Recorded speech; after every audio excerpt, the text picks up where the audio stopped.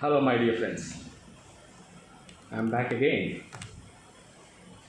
You remember on the last occasion I did place a query, a doubt, or a problem before you with regard to the interpretation of Section 8 of the Arbitration and Conciliation Act, under which my query was whether the court, the civil court, can act under Section 8 and refer the dispute to the arbitral tribunal when the claims in the suit are not covered under the arbitration. In the earlier example which I mentioned, there were three claims, out of which only one claim is arbitrable as per the agreement. Rest of the two claims, claim number B and C or 2 and 3, are beyond the scope of arbitration. Therefore, I did pose a question as to whether the civil court before which the suit is filed invoke the authority as contemplated under Section 8 of the Arbitration Act and ask the plaintiff, no, this claim I will not adjudicate. You go to the arbitral tribunal as contemplated under clause 17 or 18 of the agreement. That is my query. Now here, I'll explain my line of argument. My dear friends, this is my line of argument. It's not necessary that you should agree with me. It's always disagreement, in fact, which is welcome. So my line of argument is like this. The arbitral tribunal, the arbitration is a creature of a contract. The contract should contemplate resolution of the disputes by way of arbitration, and if the contractual clauses are blanket clauses, any dispute, any claim, or all claims are arbitrable, there is no problem at all. But in the present case, which is placed before you, the arbitration agreement had restricted the scope of arbitration. The contractual clause said only the principal claims are arbitrable, and the claims relating to damages or interest or rest of the claims, they are beyond the scope of arbitration. That means, again I reiterate, I said that earlier also, it is not a bar against your claim. You are entitled to that claim. Maybe you are entitled to that claim, but the arbitrator is precluded from adjudicating those claims. Now, my example says that you filed a suit. You already approached the civil court. You went there. You paid the court fee and you filed the suit. The suit is numbered as COS 10 of say 2020. The claims consists of the principal claim of 12 crores as well as damages of 25 crores along with interest claim of 5 crores. So there are three claims of which one is arbitrable, two are not arbitrable. My query was, when an application under Section 8 is presented by the defendant before the court, saying that, Your Honor, this suit cannot be decided by this court for the reason that there is a dispute resolution mechanism contemplated under clause 17 of the agreement. Therefore, you have to act as contemplated under Section 8, but you cannot proceed with the trial of the suit. Therefore, this interlocutory application is coming up for hearing. Now, my query was, what should the court do? So, if I am representing the plaintiff, I would argue like this. Section 8 contemplates the power of the parties to arbitration where there is an arbitration agreement. So, when a civil suit is filed before the civil court, making claims, and when the dispute between the parties is expected to be resolved only by way of arbitration, and the suit is filed, the defendant will file an application, may file an application. I'll explain why I said may. May file an application under section 8 and ask the court to refer the dispute to an arbitration. So here the defendant who is filing the application is expected to file it within the time before he files his first statement of defense, that is before the written statement is filed, he shall file the application along with the arbitration agreement or certified copy thereof. If he files the written statement, what will happen? There is an arbitration clause and the defendant could have filed an application under section 8, but he did not choose to. He filed his written statement and the suit is, issues are framed and the suit is coming up for trial. At a later point of time, the defendant comes up with an application under section 8, saying that, Your Honor, the suit agreement, document number 1, which is filed along with the plaint, there is an arbitration clause in clause 17. Therefore, this court cannot adjudicate the suit claims, and therefore this court will have to necessarily act as guided under section 8 of the Arbitration Conciliation Act. Therefore, act accordingly. Then section 8 itself said that application cannot be looked into for the reason that the defendant had waived his right to raise this particular defense, filed this application well before his statement of defense is filed. That means once you file your written statement without any demur, without any protest, okay, then you are waiving your right to file an application under section 8 and you will have to proceed with the trial. That means the civil suit is not prohibited under section 8. The Arbitration Conciliation Act do not prohibit the civil court from adjudicating the claims which are actually arbitrable as per the contract if the contesting defendant waives his right to send this particular claim, send this dispute to arbitration as contemplated under the agreement. If he files an application under section 8 and all the disputes which are covered in the suit, the claims A, B, C, D, E, F, G, whatever, if they are all covered under the arbitration agreement, then the court will have to necessarily allow application under section 8 that is filed by the defendant. Arbitration agreement doesn't mean that a clause in the contract. It has little more beyond attached to that. If there are 4 claims, as going by the example that I mentioned on the last video, out of 3 claims, the principal claim of 12 crores, the damages of 25 crores, and interest component of 5 crores, the arbitration agreement is only existing in respect of claim number 1. Keep it in your mind, my friends. The arbitration agreement is not existing as far as claims numbers B and C are concerned. The arbitration agreement is only in relation to or the claim number 1 and it do not bind claim number B and C or 2 and 3.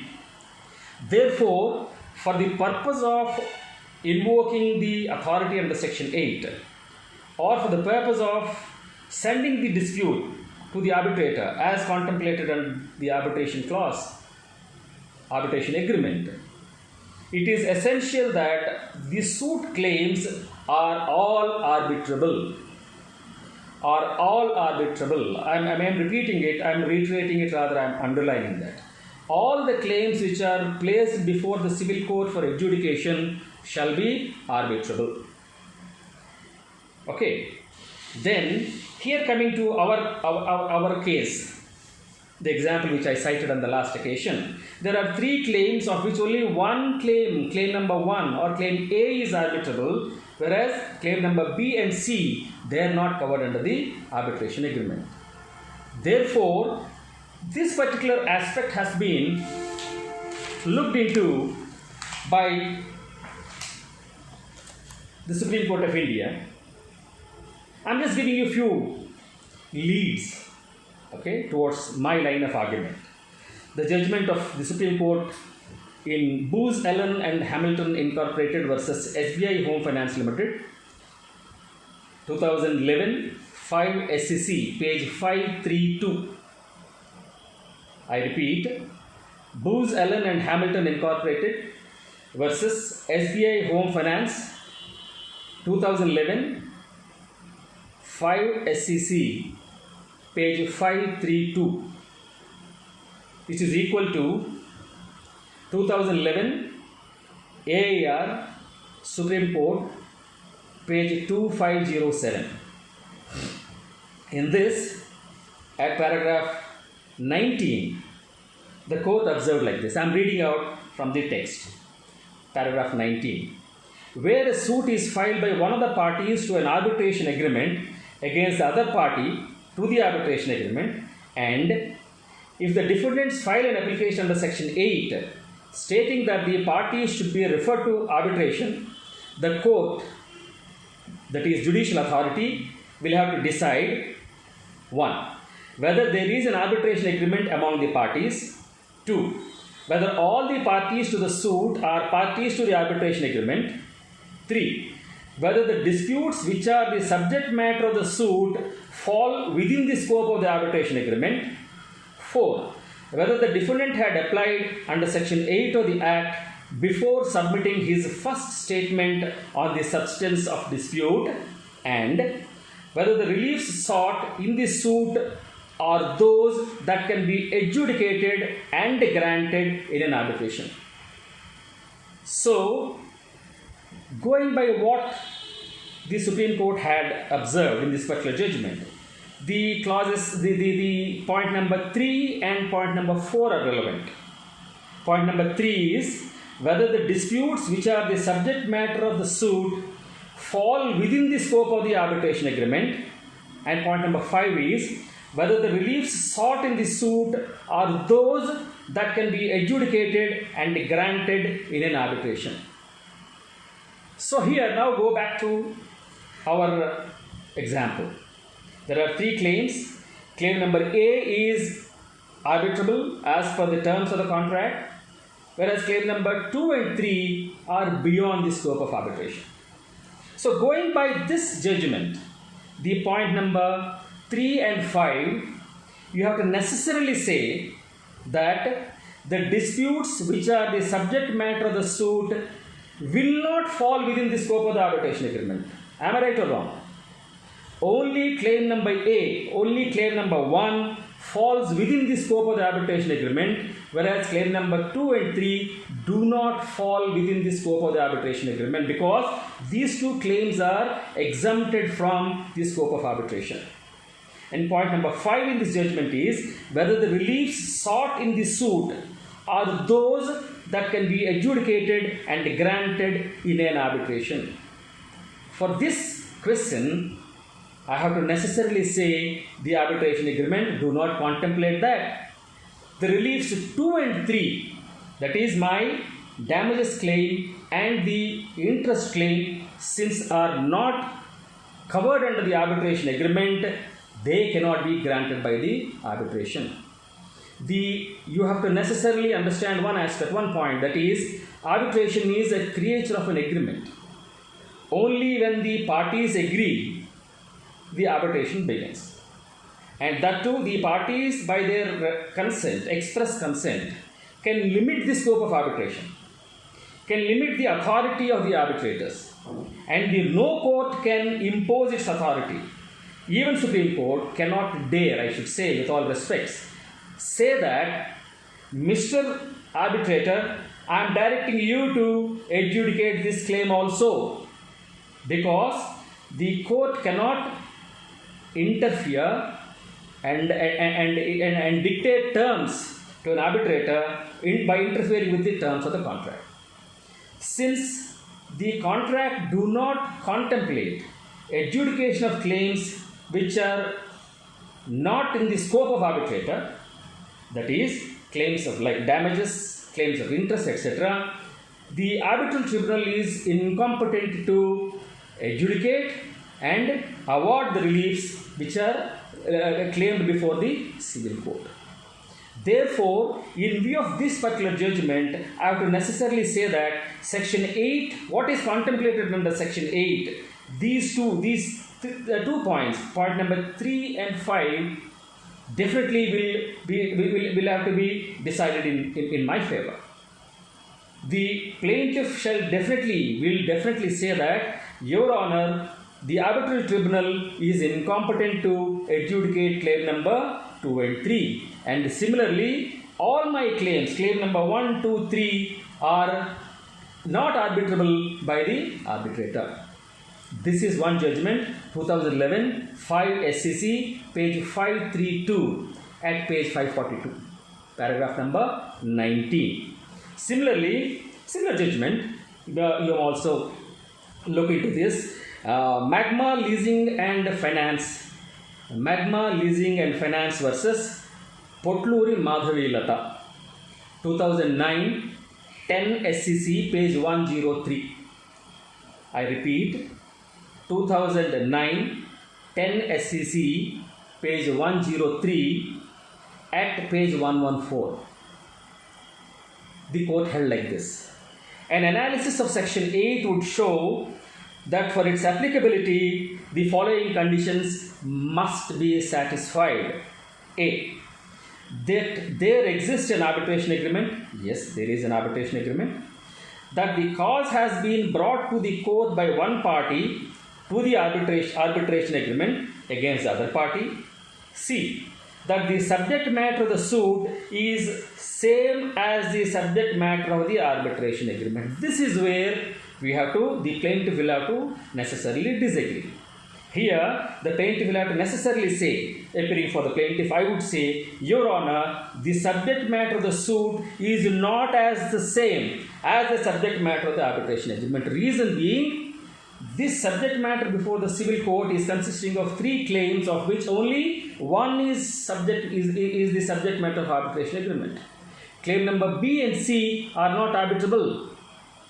And D, that the other party, before he submits his first statement of the substance of the dispute, moves the court for referring the parties to arbitration, and that along with the application, the other party tenders the original arbitration agreement or duly certified copy thereof. The same is also in the same lines as the judgment of 2011 Supreme Court. This is an earlier judgment, in fact. The judgment has been little more explained by the Supreme Court in Booz Allen and Hamilton Incorporated case.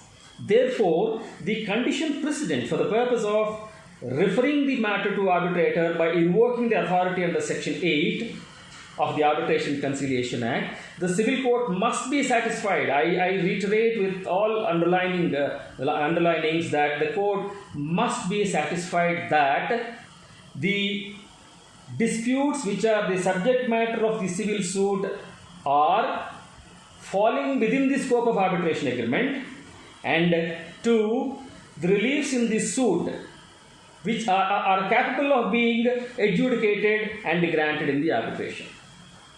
Now the first question, the first doubt of the court is definitely clarified. Whether the arbitration tribunal can deal with claims B and C, definitely no. And whether the arbitration agreement contemplate adjudication of disputes B and C, definitely no. So, under these 2 judgments, including the reading of Section 8, you have to necessarily conclude that for the purpose of invoking Section 8, the defendant must establish that the claims in the civil suit, the claims sought in the suit are capable of being adjudicated by the arbitral tribunal, or the claims are well within the scope of the arbitration agreement. In my example, which I stated earlier, the claim number 1 alone is arbitrable. Claim number 2 and 3, or B and C, are beyond the scope of arbitration. Now, what is exactly Section 8? What exactly is Section 8, and what is the relevance of Section 8 as far as the civil courts are concerned? Is Section 8 a bar? Is a civil suit not maintainable? Is it a statutory bar? Is something like something like an industrial dispute? Industrial disputes are debarred from being adjudicated by a civil court because there is a different tribunal constituted for that. So there is a bar which is contemplated under a specific enactment which prohibits filing of matters relating to industrial disputes in civil court. Similar, is Section 8 such a bar? Can you not file a civil suit before a court, a suit before a civil court, suppressing the arbitration agreement? Can you not do that? Or even if you say that there is an arbitration agreement, even then I am approaching the civil court. Can you not say that? You file the agreement before the civil court and you file a suit for making XYZ claims the way I filed, for the sake of example. You file a civil suit before the civil court making XYZ claims which are arbitrable. Actually, can the court return your claim saying that the civil suit is not maintainable? Should the court say that? Is civil court competent to say that? According to me, the civil court cannot return your claim. It is an option available to the defendant. I file a suit before a civil court, ignoring or overriding or dumping the arbitration clause. I file a civil suit asking for A, B, C claims from the defendant. It is for the defendant to say. The defendant may come to the court by filing application under Section 8. For example, his counsel advises him that there is no point going to arbitration because arbitral tribunals are actually delaying the proceedings, they are becoming more expensive, and the appeal proceedings are getting delayed. Therefore, let us agitate or claim in the civil court itself. Then the Section 8 becomes irrelevant. It becomes redundant. It becomes a section which absolutely is irrelevant as far as the defendant is concerned. He will file a written statement and proceed with the suit. That means the authority of the civil court to proceed with this suit or consisting of claims which are actually arbitrable, it is not prohibited. There is no prohibition under Section 8 or under any provisions of Arbitration Act. The suit shall be registered if it is otherwise in order, and it is for the defendant to say. If the defendant believes in arbitration proceedings, if he thinks he has better authority before the arbitrator, if he thinks arbitration proceedings are more expeditious, he will file an application under Section 8, and that application is consisting of all the requirements as contemplated under Section 8 as well as these judgments. Then the civil court has no other option except referring the dispute to arbitrator as contemplated under Section 8. Therefore, in this set of facts, there is a mixed bag. The claims consisting of disputes which are arbitrable and those which are non-arbitrable. Number one. Number two, going by these two judgments, the conditions precedent for the purpose of referring the dispute by a civil court to an arbitrator is that the disputes which are placed before the civil court are covered under the arbitration agreement, number one, and secondly, the reliefs sought in this suit are those that can be adjudicated and granted in an arbitration. In my example, only claim number 1 is arbitrable. I admit that. Claim number 2 and 3 are non-arbitrable. Therefore, this situation clearly falls in point number 5, point number 3 and point number 5 of Booz Allen case reported in 2011 Supreme Court. So in this scenario, in fact, I also would like to place a division bench judgment of our AP High Court. Combined then, the court had drawn a wonderful distinction between Order 7, Rule 11 and Section 8. In this case, visualize the situation.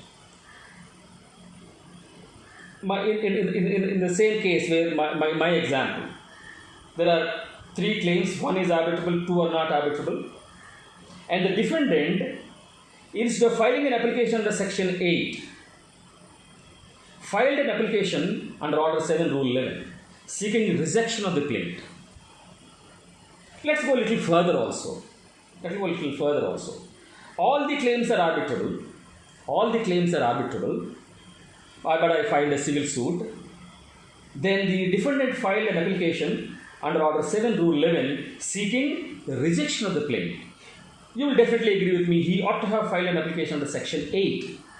But he filed an application under order 7 rule 11 seeking rejection of the claim.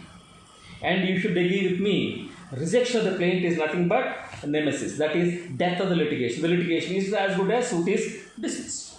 The claims are dismissed at the very threshold. Whereas section 8, there is an extension. The civil court is only saying, Mr. Ravi, your claims maybe are valid, but I cannot adjudicate them because all these claims are covered under the arbitration clause number 17 of the agreement between you and the defendant. Therefore, I have no other option except to act as contemplated under section 8 and therefore go to arbitrator. That means section 8, there is an extension. There is a life further. But as far as order 7 rule 11 is concerned, that application is a nemesis. It is death. So my claims are being buried underground without being adjudicated at the very threshold. So in this case, you may note down, I will not give you the citation because I want you to investigate. I want you to investigate the citation at least. Amara Ramakoteswar Rao and three others.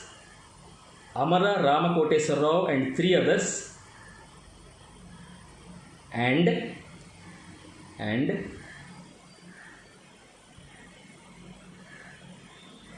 Shankar Reddy and another. I'm sorry, this is the other way around. Shankar Reddy and another versus Amara Ramakoteswar Rao. Judgment dated 24/10/2017. A division bench judgment of the combined High Court for the states of Telangana and Andhra Pradesh, rendered by Justice Suresh Kumar Kate and our very own DVSS Somyajulu. This is a wonderful judgment where a distinction is drawn between Order 7 Rule 11 and Section 8 of the Arbitration Conciliation Act, where it is the scope of Section 8 and Order 7 Rule 11 are very well dissected. The court had also gave a wonderful observation that the existence of arbitration clause do not preclude the plaintiff or one of the parties to the agreement from approaching the civil court by overriding the arbitration agreement. Sometimes even ignorant also. In a rush, we ignore the arbitration agreement, file a civil suit. Sometimes we are expected to read all the documents before we prepare the claim, but there can be a situation for the sake of argument. Then it doesn't mean that the suit is liable to be returned. The suit shall be returned, and it is an option available to the defendant to come up with an application under Section 8 saying that, Your Honor, this particular suit is not maintainable before you because there is an arbitration clause. And if the procedural formalities contemplated under the Section 8 of the Arbitration Conciliation Act and the rules prescribed thereunder, the civil court has no other option except referring the dispute to arbitrator as contemplated under Section 8. So, Order 7, Rule 11 CPC is different. Section 8 of Arbitration Conciliation Act is different. So, the jurisdiction of the civil court to decide the matters which are arbitrable is not disputed. The civil court can exercise its jurisdiction to decide the disputes which are covered under the arbitration agreement, provided the defendant waives his right to file the application under Section 8. Contra, flip the case. The arbitration agreement, if prohibits the arbitrator, if the agreement prohibits the arbitrator from adjudicating XYZ claims, then no court can direct the arbitrator to adjudicate those claims also. The law on this subject is very well settled. The court cannot incorporate new clauses into the contract. The court cannot impose different clauses into a contract which are not agreed upon between the parties.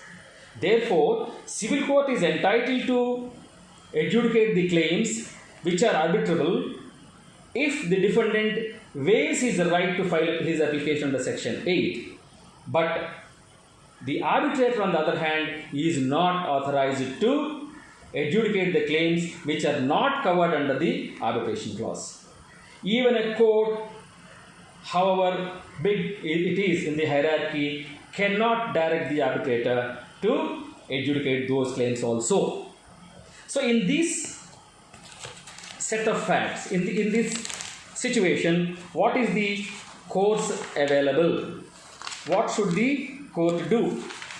What should the court do? I will take you to one of the judgments.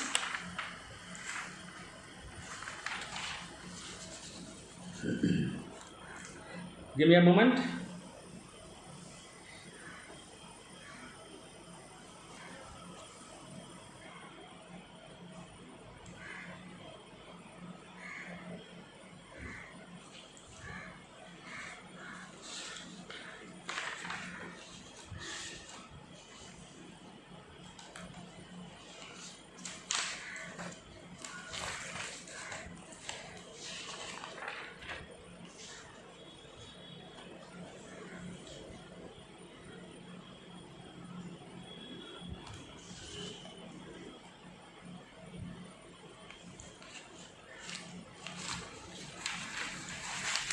Yes.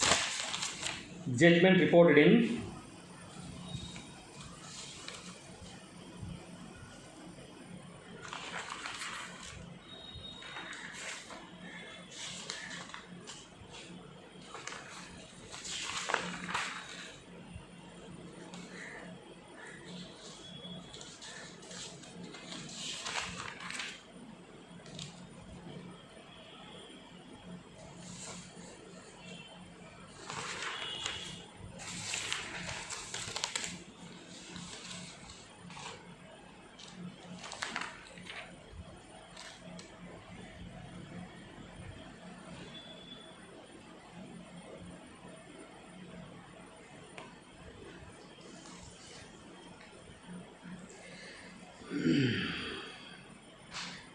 AIR 2002, Supreme Court, page 1272. AIR 2002, Supreme Court, page 1272. It is said,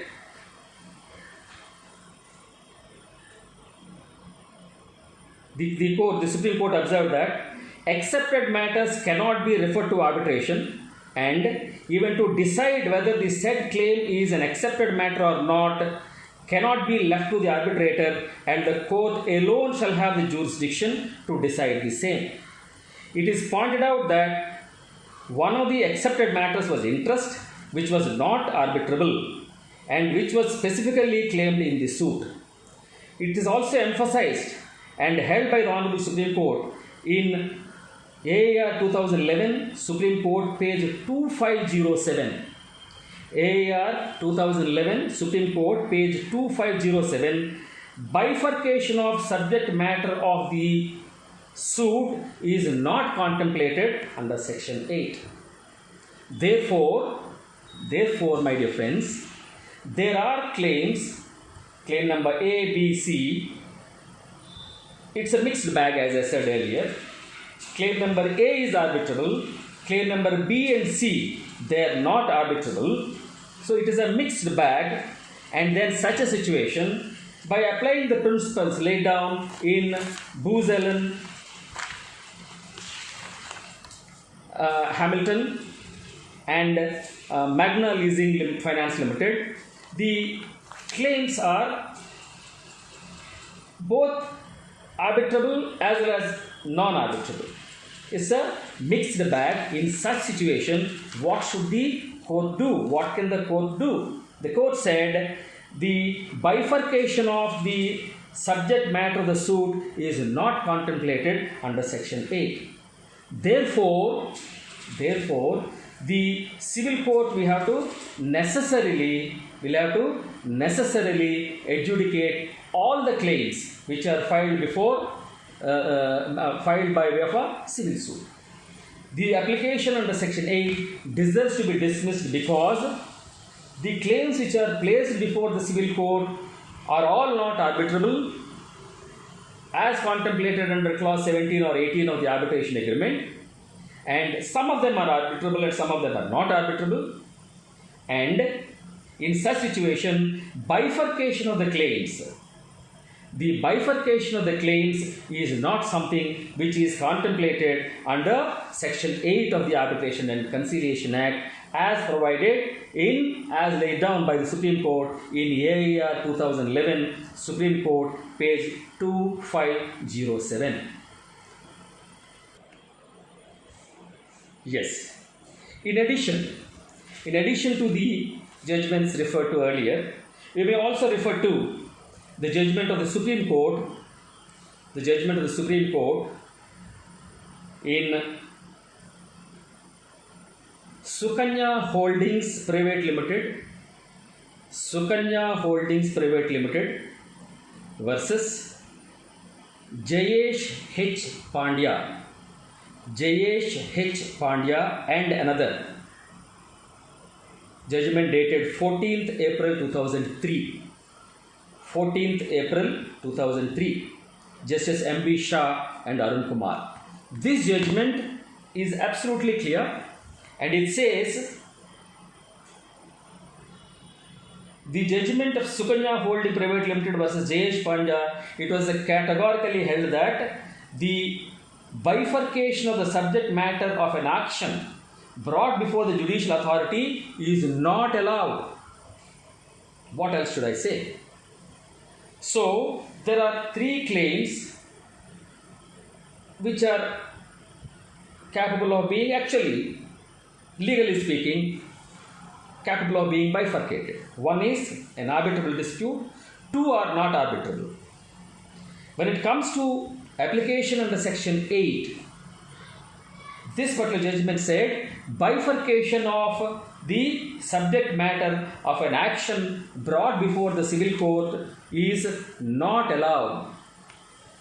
That means the court cannot say, Mr. Ravi, as far as claim number A is concerned, you go to arbitrator as contemplated under clause 17, and claim number B and C I will adjudicate because you have already paid the court fee.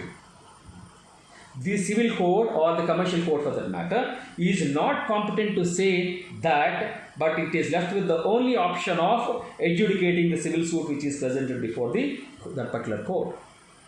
This judgment of Sukanya Holding Private Limited versus Jayesh Pandya is, according to me, the last nail on the case of the defendant.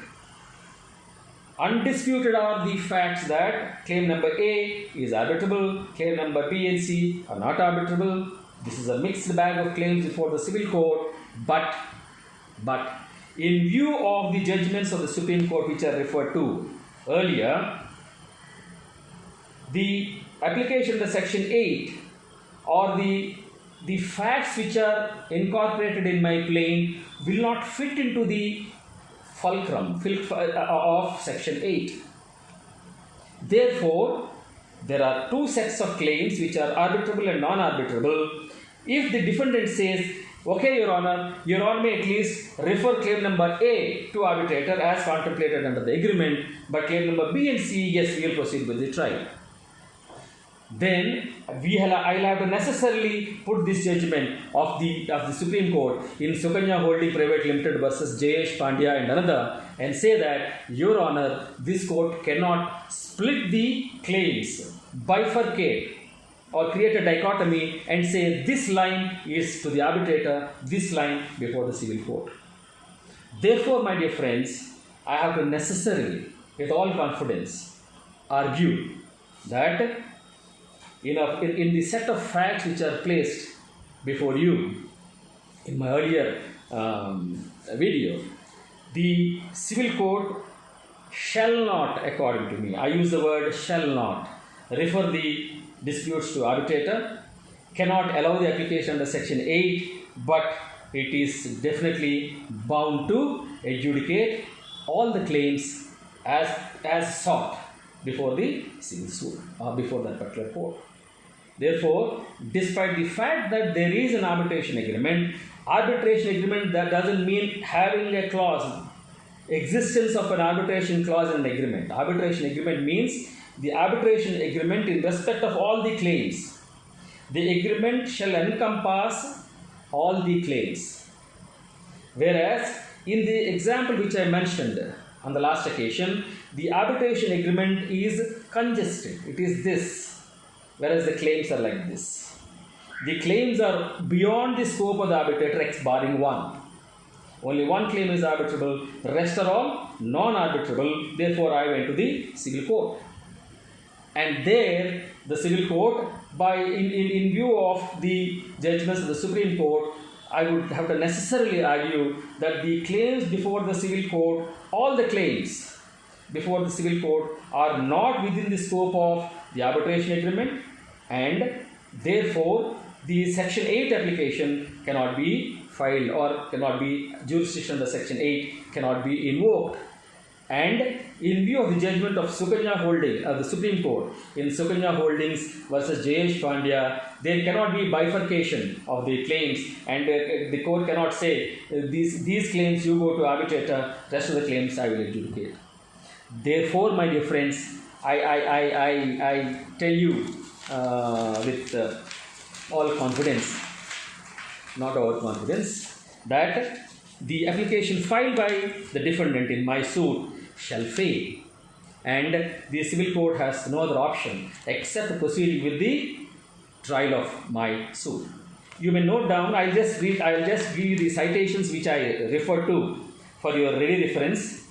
2002 Supreme Court page 1272, AIR 2002 Supreme Court page 1272, AIR 2011 Supreme Court page 2507, okay, AIR 2015 Supreme Court page 270, okay, 2015 SC page 270, and 2009 10 SCC page 103, 2009 10 SCC page 103, 2005 8 SCC page 618, and the trump card is the judgment of the Supreme Court, Sukanya Holding Private Limited versus Jayesh Pandya and another. Sukanya Holding Private Limited versus Jayesh Pandya and another. So, in view of these judgments and the analysis of section 8 vis-a-vis the contractual clause and my claims before the civil court, I say that the section 8 application filed by the defendant shall fail, and the court will have to, civil court will have to necessarily proceed with the trial.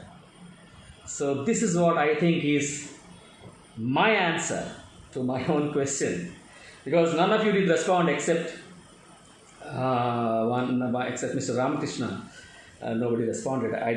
Not that I'm not complaining, but I thought we should interact this way so that some knowledge enhancement.